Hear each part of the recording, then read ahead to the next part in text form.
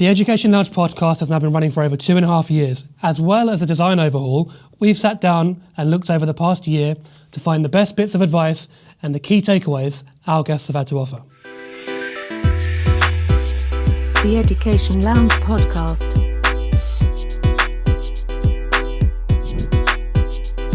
Our first clip is from episode 23, Becoming a Doctor. We sat down with Fatima and Ibrahim, who are medics.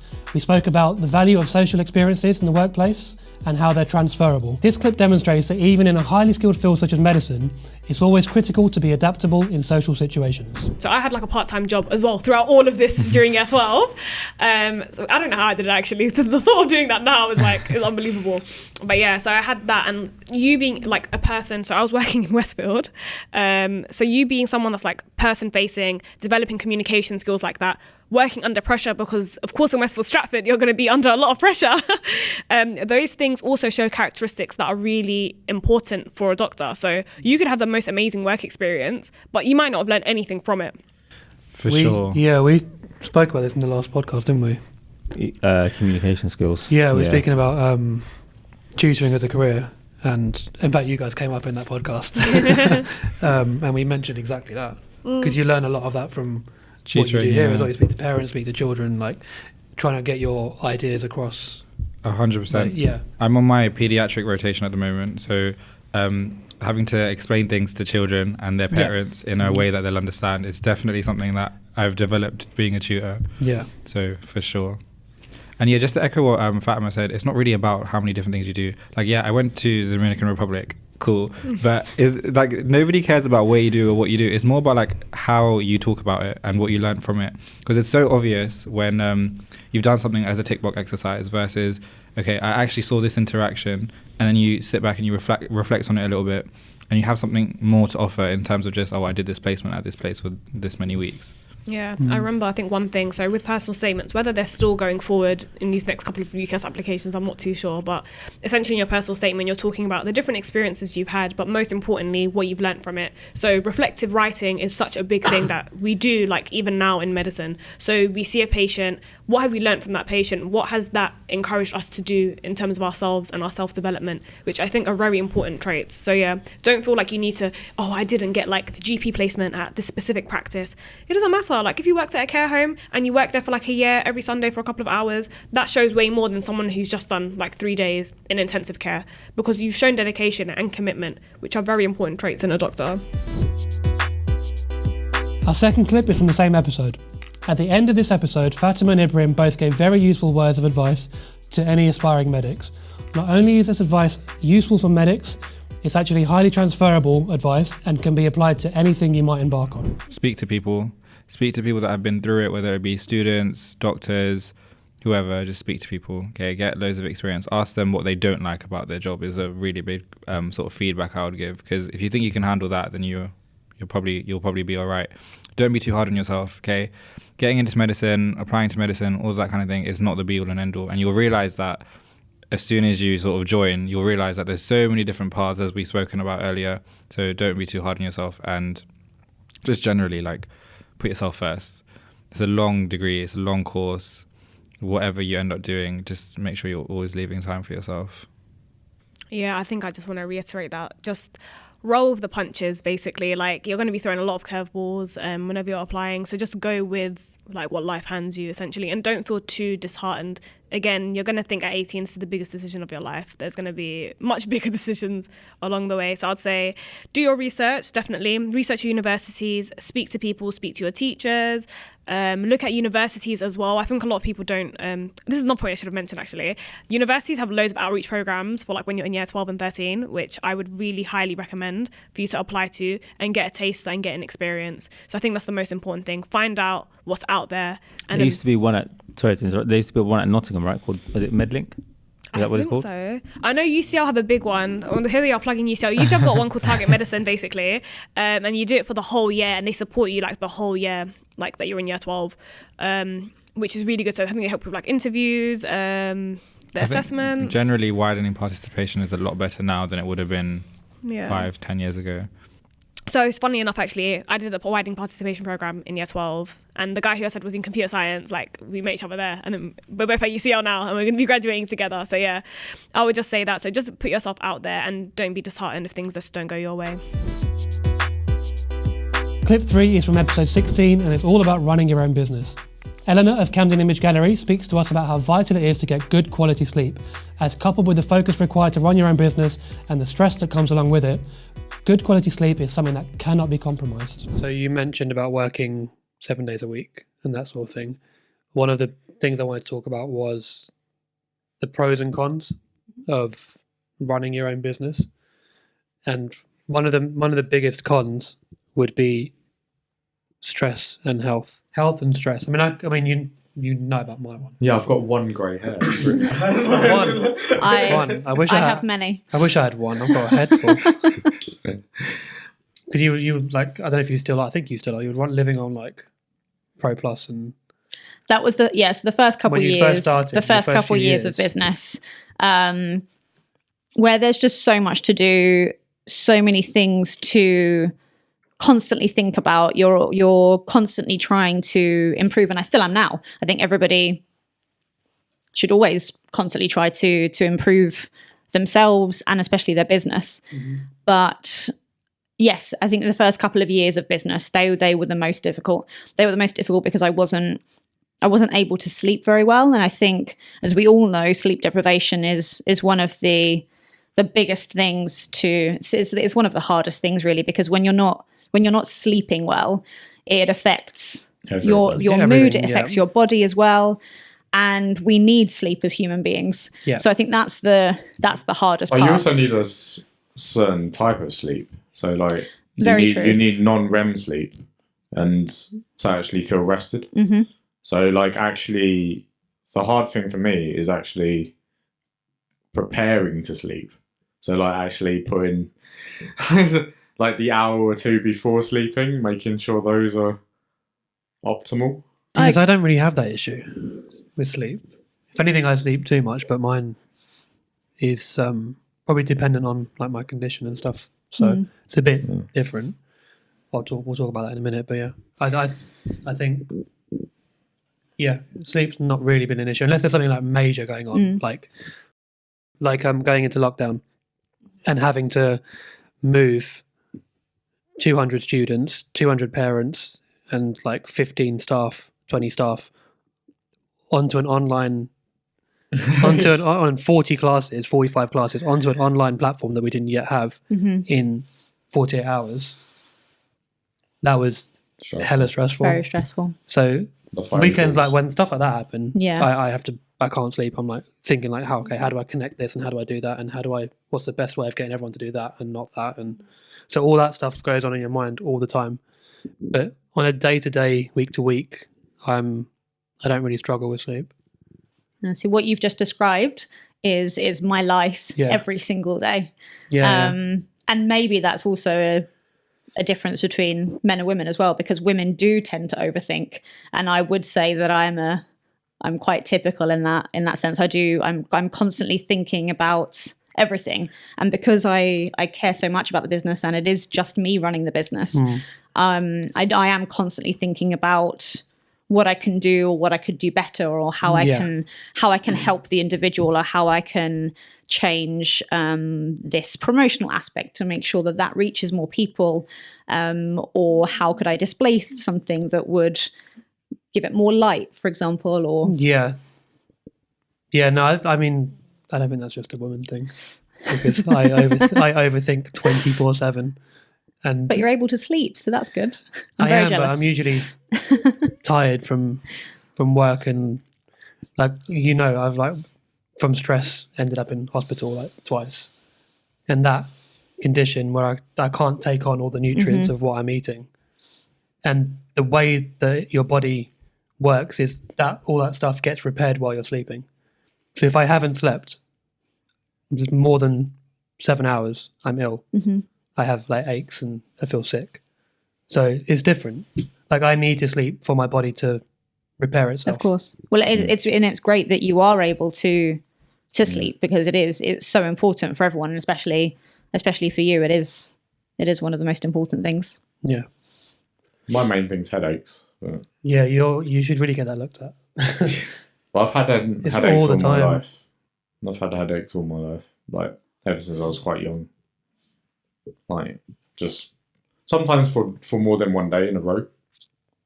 So you've had it since you were young. So would the day-to-day running of the business, do you find that Elevates stress it. makes it worse? Or that I don't even know because like can't tell anymore. I can't really tell. Yeah, it's just a default way of being for me. Like even when I was doing like the forest exam, so just entrance exam, I had a headache. Then I had to go home early. I used to on get that them day. that, yeah. That age when I was doing those exams. Yeah. So not so much so anymore. maybe it is stress. I don't know. I don't know whether I'm just permanently stressed or whether I'm not stressed at all. Are you drinking enough water? He drinks enough water. I drink quite a lot of water. Yeah. Yeah. I say that. 'Cause Apparently 9 out of 10 headaches are caused by dehydration. That's another issue with. I also get very hot though. Like so, for instance. But that causes dehydration. Yeah. But it's annoying because we were just talking about like restful sleep. I can't drink too much water, like for obvious reasons. Yeah, you have to cut it off like an hour and a half before you go to bed. Yeah, and then but if I do that, then I know that I'll get too hot. So then I also need to cool the room a lot. So, which is difficult. So because obviously I'm married, so I'm going to consider the other person a little bit. And I can't cool the room too little much. bit. Just a little bit. Yeah, but yeah, I've got to drop the room temperature quite a lot. To actually, it's weird. Even in winter, I find winter too hot, let alone summer.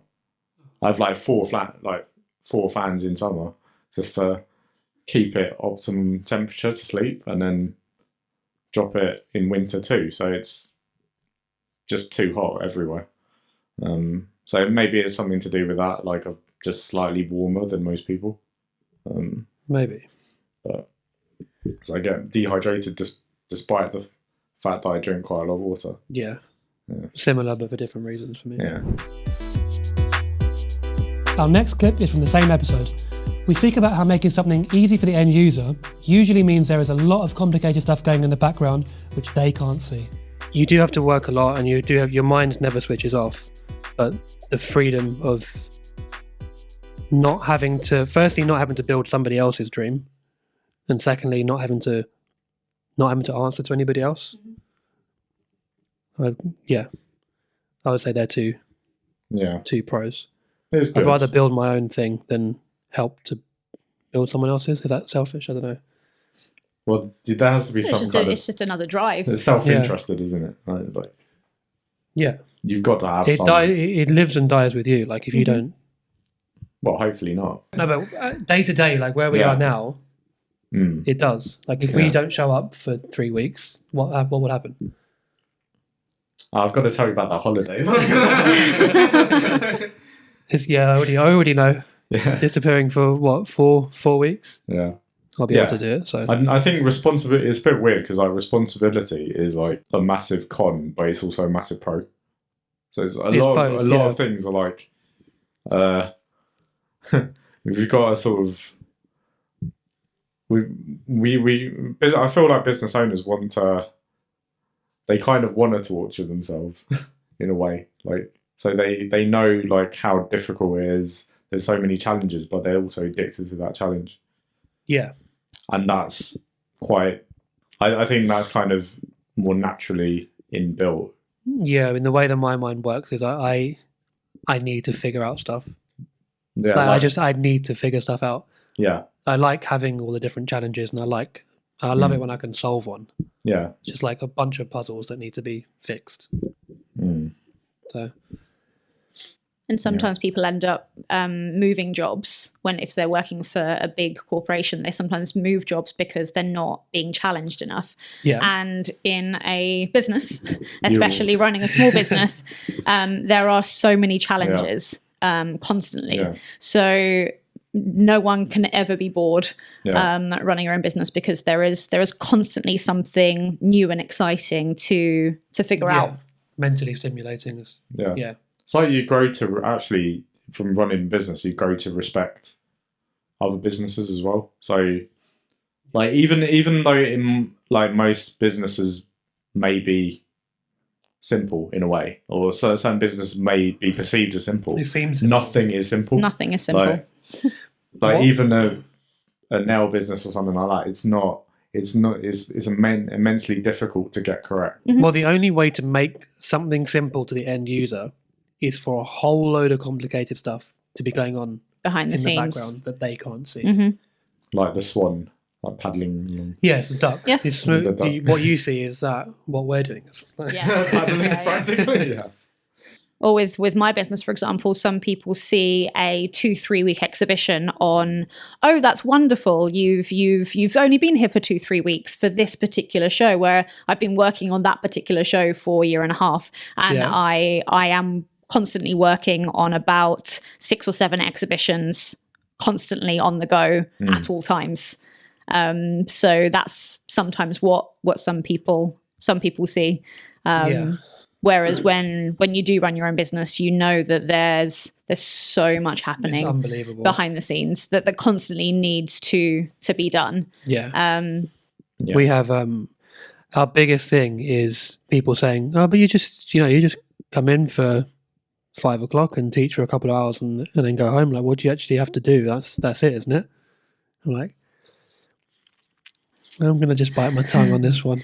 But it's hard to explain. I think it's hard to sum up for both of our businesses. You can't sum up in one sentence how much there is to do in preparation for those couple of hours.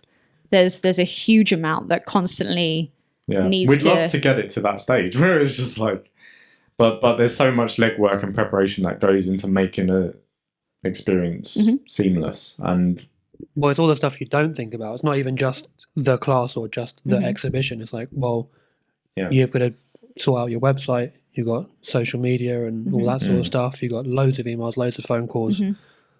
Like, oh, that chair is like screws loose on that chair. We've got to fix that. Or that hinge is falling off. We've got to fix that.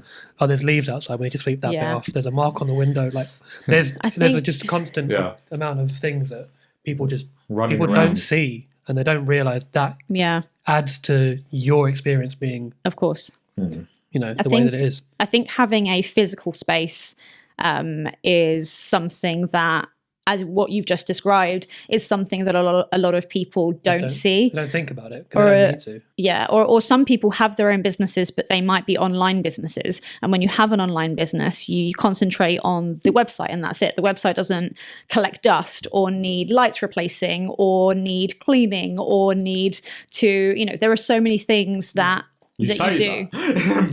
But actually, like, one of the things that we need to do is go through our website and then probably sort of clean it, as it were. So so it's not. There's that too, but that with an online business they would have that as well. But what we also have is repainting. So for me, for example, I'm constantly polyfillering and repainting after. So every single exhibition, I will always touch up walls. I will repaint plinths. I will reorganize the storage room where everything it's all in a very neat position. But some people might come in and think, well, actually, I don't want that plinth. I don't want that table. They then move things around. So every single exhibition, I have all of that to do. And then every 8 to 10 months, I bring builders in to repaint the whole gallery, including the ceilings. So that's something that needs to be empty for that to happen, for that to dry. But Eleanor's business is so dependent on it looking a certain. It needs to. That's look. like the main.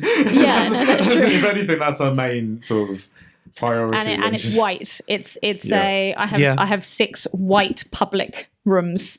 So even somebody walking in and perhaps accidentally knocking their bag on the wall would leave a mark. I have events every 2 weeks on average. For some exhibitions, we have 3 or 4 events.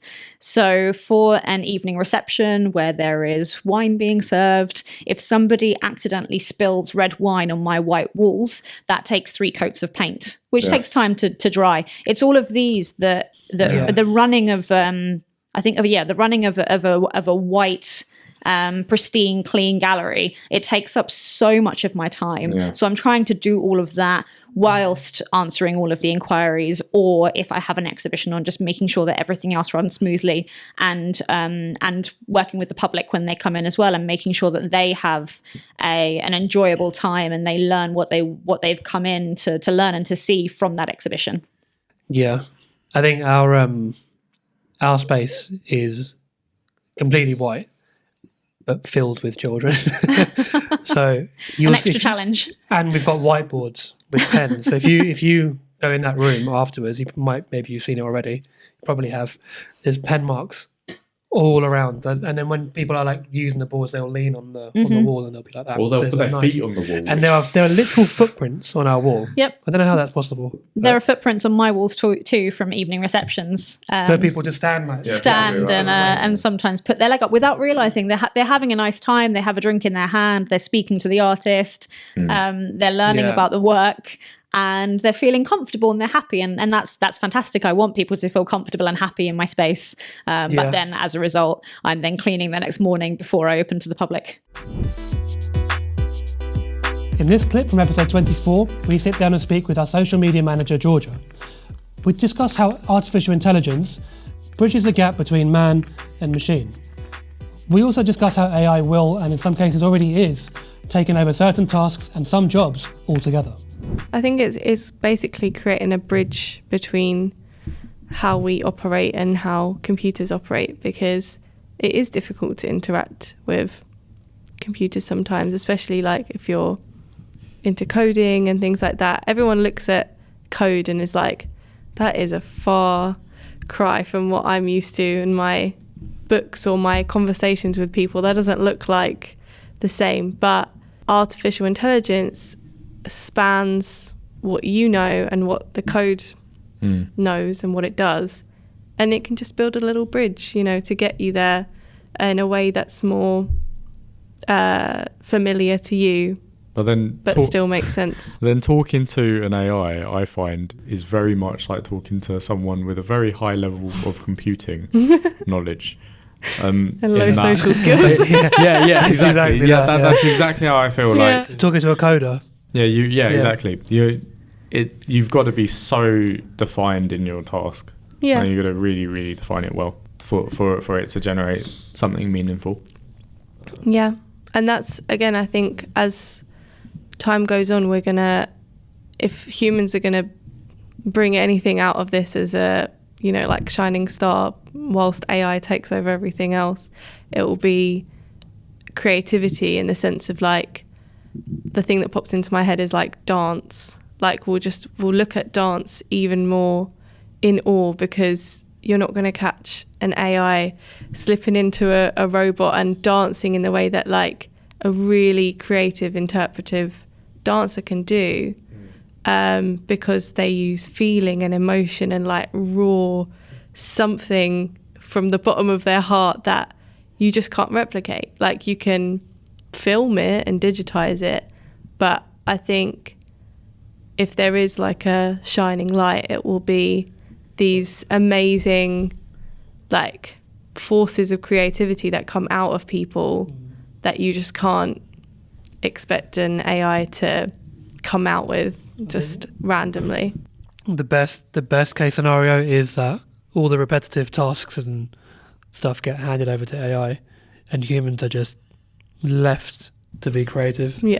Because that's like you said, that's the only thing that's left. Yeah. If they can take away they already are like factory workers and that sort of thing at the moment, but you're taking it a step further, I don't know, making social media posts, for example, it could eventually be able to do that sort of stuff with a bit less creativity, and it will just leave humans to, they'll do all the work and we'll be able to be creative. And I think if companies don't exploit AI or technology in the way that they have been, it could be so good, because even if you think about like a supermarket, right, all of their jobs, the people that work there being taken away because the scanning and the barcode, the dotting up of the numbers can be done by a computer, but the job's only taken away because that's profitable. They could have just said, oh, okay, all the scanning's done by computers now. Everybody that works here can just walk around and have a chat and make the customers feel better and make sure they know where everything is. Because, like, even I find, like, going around the shops now, there's no one there that works there. Like, maybe they're not on the tills because the till's a machine, but it doesn't mean you have to get rid of everyone's jobs. They could be going around just, like, asking everyone if they're having a nice day. But that's not how business works. So. Yeah, but they don't. So that's not technology's fault. That's companies seeing an opportunity to reduce costs, and so the jobs disappear. But they could just be transferred into something more human, and so that humans still have jobs. There's still something that a human can bring to a grocery store that is full of computers doing all the hard work. It's just that we choose to. Well, we know what humans take are for those jobs away. In the supermarket, they're to ultimately grant permission to check if you're 18. Oh no, it's red. So and then a human comes over and yeah, but I mean, eventually you just scan your ID, wouldn't you? Yeah.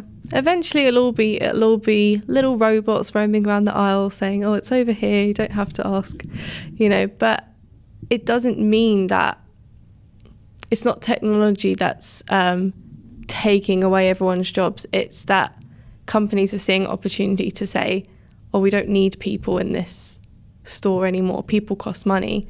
But it's not to say that it wouldn't benefit everyone involved to still have people there. Have you seen the Amazon Fresh stores? Yeah.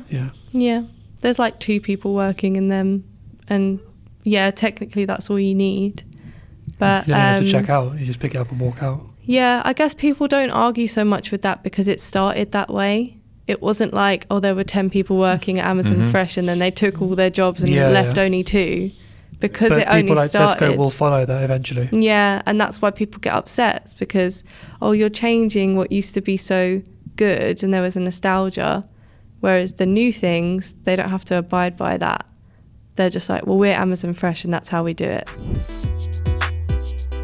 In this next clip, we're joined by Juba, who is a highly experienced primary school teacher. We explore the idea that different forms of media are better suited to different purposes. For example, a book with lots of data and pie charts and bar charts is better in physical form, whereas an audiobook is probably better suited to more storytelling. I have to apologise for this next clip as all 3 of us were feeling under the weather, so we might sound a little bit crappy. What's your opinion on physical books versus e-readers, iPads, Kindles, whatever else, and audiobooks? Initially I thought, with e-readers, I thought it was a good idea. Yeah. Looks like battery's dead. My first instinct was that it was a great idea, right? But then when I use it, I don't enjoy it as much. I felt this too. Initially, it was like the best thing you could read anywhere. I was like, on my phone. But actually, I was like, this is incredible and revolutionary, and it doesn't even give you like the screen fatigue like that reading off a tablet could give and that kind of thing. But it's just not. There's the same satisfaction not there, is it? My Kindle was always on my iPad. I tried reading on my phone, but you just can't get into it. It's entirely different. I think it's good for short bursts. Say you're like on the train or an online article or a report or something is fine. But to read an actual book, get into a meaty book. The one good thing that I can think of in Kindle in particular is you can see where other people have highlighted. Yeah, that's good. How do you mean? So you could go into you're reading through, it will have an underline section. So you can highlight whatever you want. You can export your highlights into document or whatever else. But you can also see where the majority of other people have highlighted specific quotes.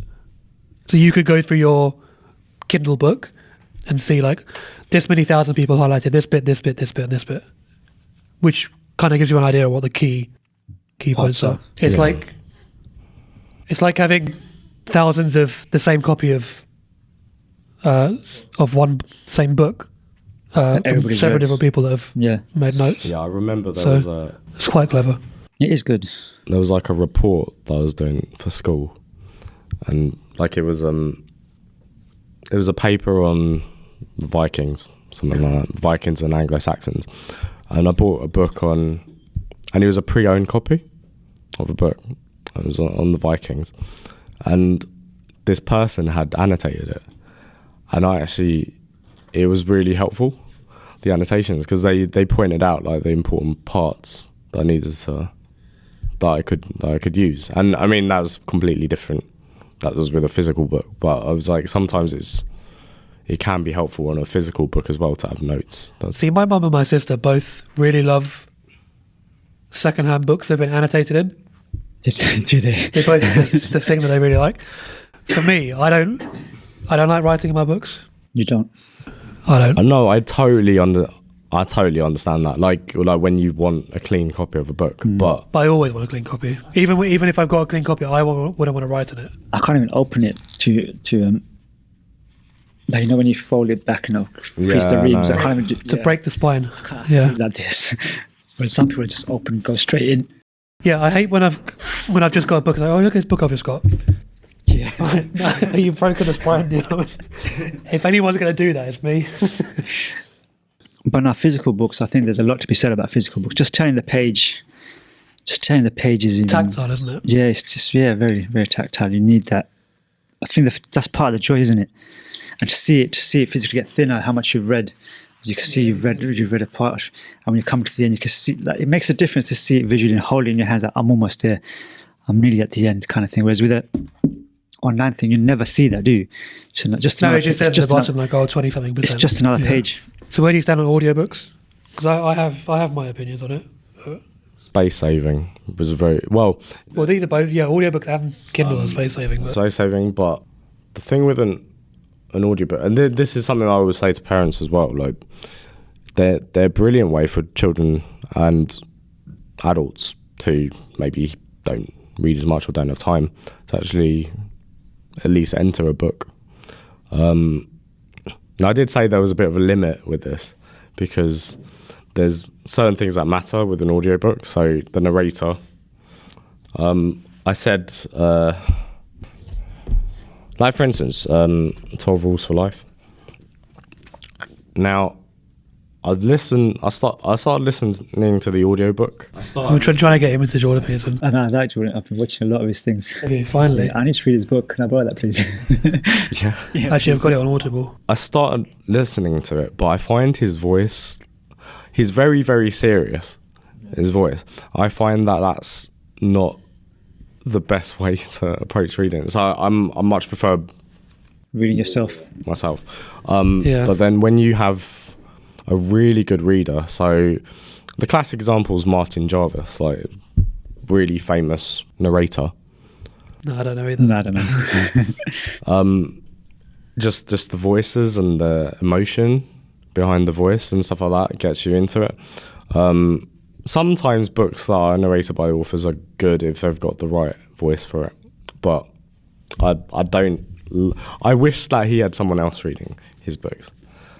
He doesn't have a bad voice or anything like that. I just find he doesn't have the best voice. I'd rather, and if you're paying for an audiobook, you want to hear a good voice. You want a good experience, generally. I don't know, a lot of the reviews, people are quite happy to hear him speak. They find it quite calming and soothing. No, I don't know. For me, it kind of slightly puts me... It's a personal thing. I get what you're saying. Yeah. I've never actually listened to a full Audible book. Oh, really? Never. I like listening to the story of different business owners. So like Shoe Dog, for example. That was the other thing we were saying. Shoe Dog, the Netflix one. What was the other one? The Netflix one, Shoe Dog. Richard Branson, yeah. I think there is a distinction between the different types of books and the medium this is what I was going to go on to. Best represent them. So like I've got some really technical financial books and stuff like that. I can't I couldn't listen to that on audiobook and then start reading out the tables and stuff like that. Exactly what I was going to say. Yeah. Like how would you put that into an audiobook? But they do. That's the thing, like they do. And some of them have these like helpful like pop out PDF things that yes, they do.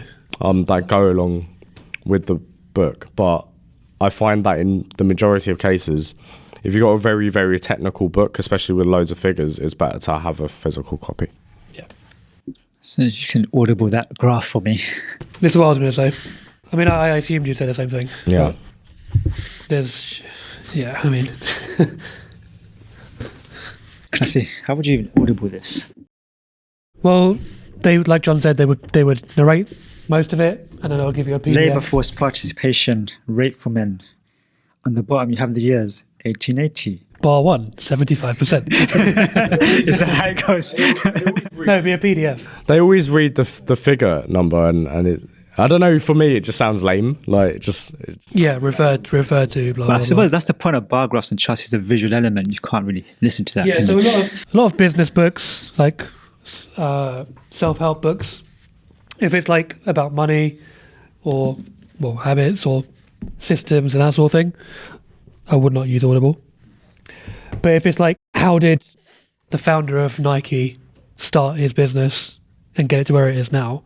And here's the journey of him going to Japan and drinking whiskey with these people and making shoes in his factory. And so you could tell the his whole story. storyline is written by him. There's no graph. It's just a really interesting story. Yeah. That you could also take business tips from. That would put into I Audible. also find like really difficult books quite hard.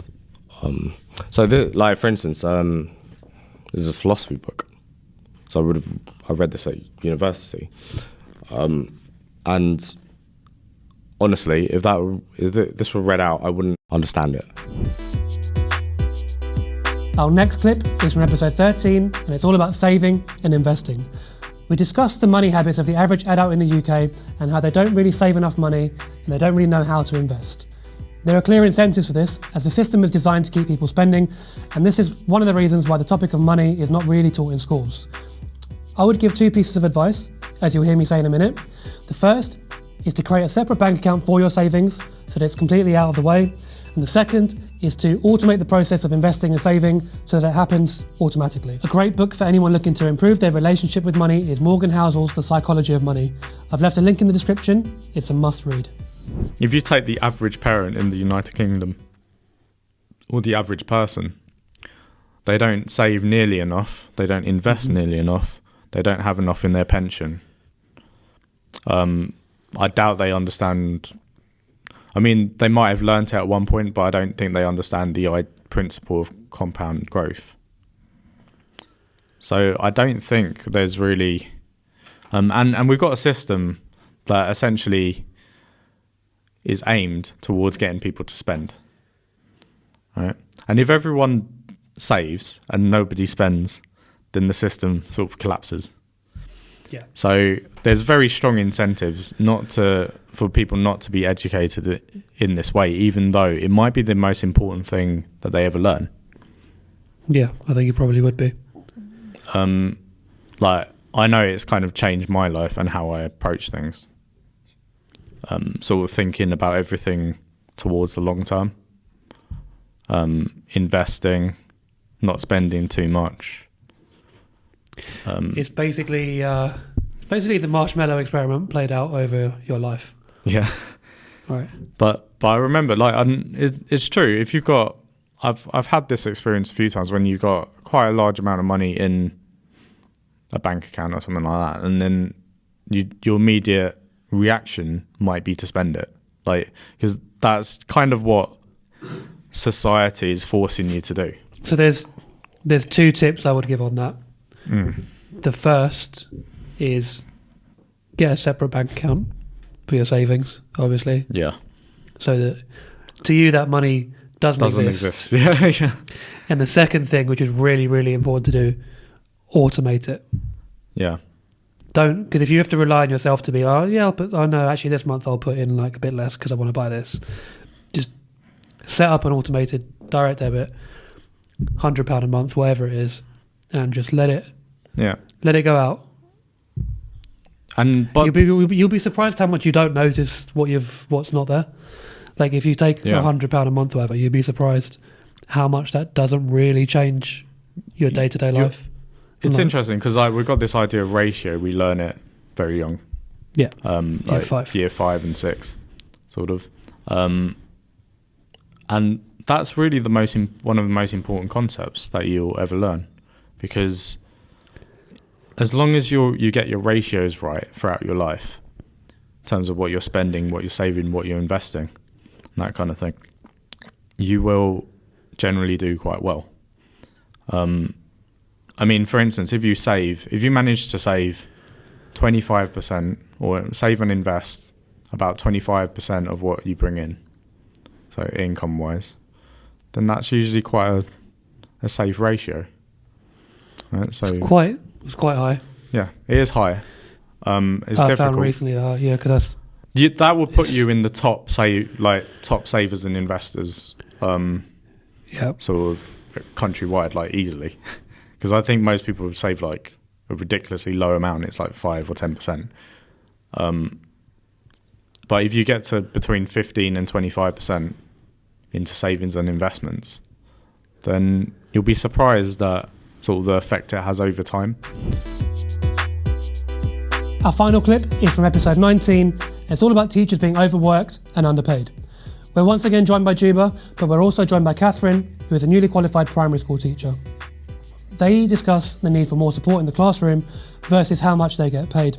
If they had more support, they wouldn't be that overworked. What stood out to me most in this episode is, despite the difficulties that can arise as a teacher, they do it for the love of teaching, they do it for the love of helping people, and they do it for the love of helping the children be the best that they can be. It sounds to me like no matter how much more pay you get, like there's something innately difficult about the job that could be made easier. So is it also like the organisation of things, or is it like if it is changing quite a lot, if there aren't things put in place, if they're not helping you out more, then you're going to be unhappy no matter what. We're just miserable people. I think there's two angles to that, right? One is the teacher's pay, and one is the money that is given to the school. Yeah. So what a lot of people don't see is that when schools are getting the same amount of pay, there's no equity in that, meaning that in my school, for example, we've got 75% pupil premium, meaning they're underprivileged and or special needs or whatever it is, and that school should be getting more in their budget. So forget me as a teacher. That school, the budget for that school should be more, so we can employ more teaching assistants, we can get more resources. Mm-hmm. Whereas another school that's got 25% pupil premium should be getting a little bit less. To balance it out, so it's more equitable in that sense. So that's not happening at the moment. So our school is getting the same money as that school, so they're getting their iPads and their MacBooks and things, and we're struggling to get another TA into the classroom for our SEN children who sat in the corner. And that's separate from the teacher pay, because our hours are made more difficult because of what we're expected to do. But if I had more teaching assistants and I had another specialist teacher in my classroom, my workload would be significantly reduced, and it might mean that I'm happy with my pay then.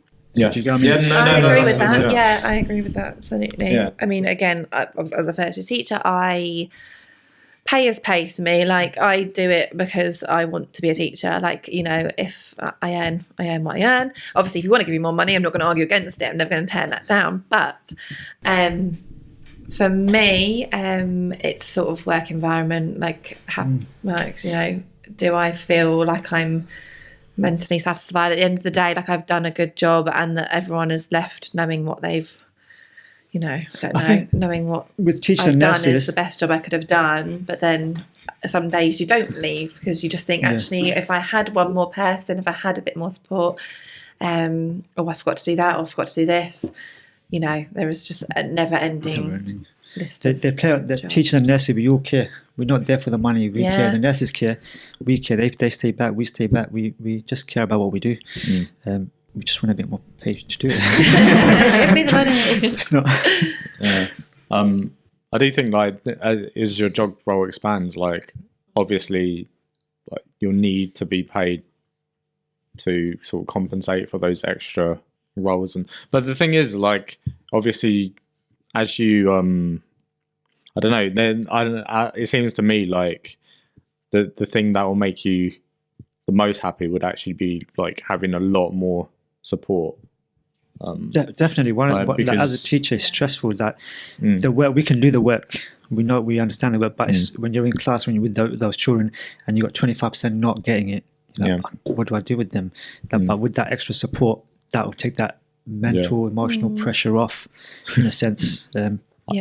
I know what you mean. Even like after... take those children who do get it out with an essay or whoever is available to move them on, because they obviously can do it. So it's not even just about the children who don't get it; it's about the children who do get it, and then move them on because they obviously get it. They need a challenge. They need something. They need to be learning as well. So it sort of is both aspects. It's like we need to support those children who don't get it, but also those children who do get it, they need to be pushed. Looking back now, like on my primary school experience, I realised how ridiculous it was, because you had like some kids in the class that couldn't read basically, and then you've got like me who's like sitting in the corner with like Charles Dickens. That is true. So it's like I did feel under challenged. So you by having support and the ability to sort of split up into different groups, you do, you know, it's more beneficial for everyone. The students and teachers alike. Although, you know, obviously, like this is all like it's very complex because like a school has a budget. And it's every school's obviously different. It's so difficult for them to, like, they've got very little room to maneuver. We hope you found some value in these clips. If you did, please like and subscribe, and we'll see you here again next month for another episode of the Education Lounge podcast. The Education Lounge podcast.